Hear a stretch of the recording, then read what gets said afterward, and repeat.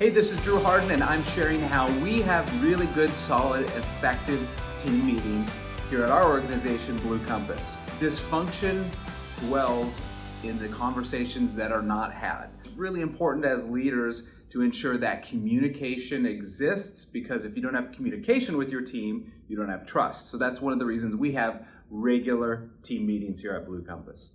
Now, we run through a number of things, and this is the format we follow, which has worked really well for us. First, we have a learning session. I pick a topic that I feel like we need to work on or that will be really beneficial for our team, and it could be something like inspiration or dealing with stress.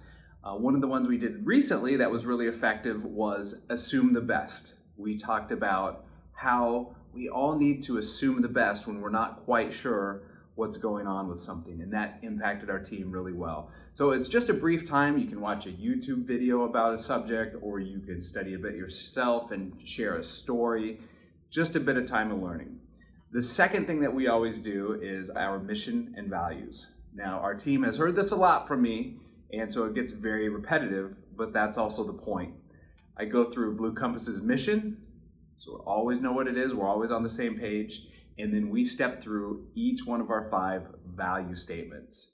And I learned a while ago not just to list your values, but to give examples, because they seem to be more impactful. And so I will say, for instance, we are positive is one of our values.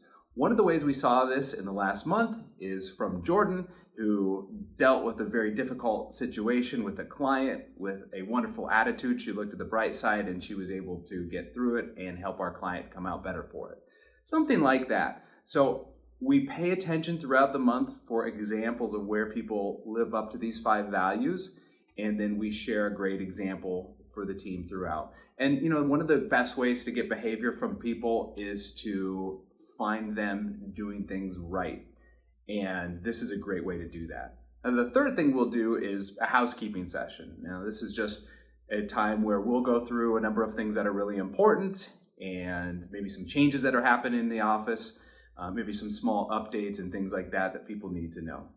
Next, we'll go through big updates. Now, this is an important time to communicate some larger things that are happening with the team. We'll often go through our financial numbers. We're pretty open and transparent about that here at Blue Compass. We will tell people how we're feeling. Sometimes I'll just kind of do a state of Blue Compass and talk about my feelings about the company. As CEO, it's really important for me to be able to tell people how I'm feeling and how things are going. Try to be really transparent about things. We'll tell people what upcoming positions we're opening and what hiring we're thinking about doing. So it's a pretty open and honest time that seems to resonate well with the team. Next, we have a show and tell section.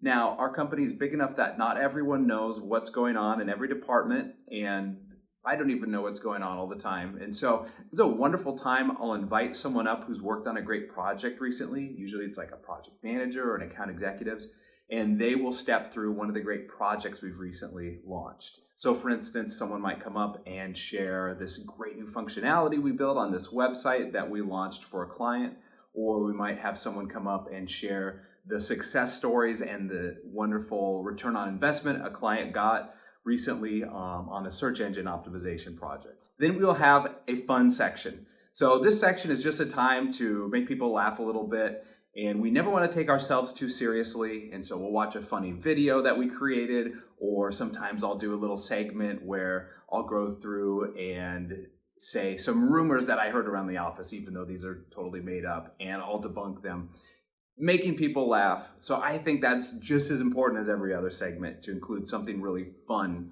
in your meetings as well. And finally, my favorite segment is the shout outs. We always end our meeting with shout outs for other team members. So I just encourage team members to shout out a compliment for another worthy team member or two.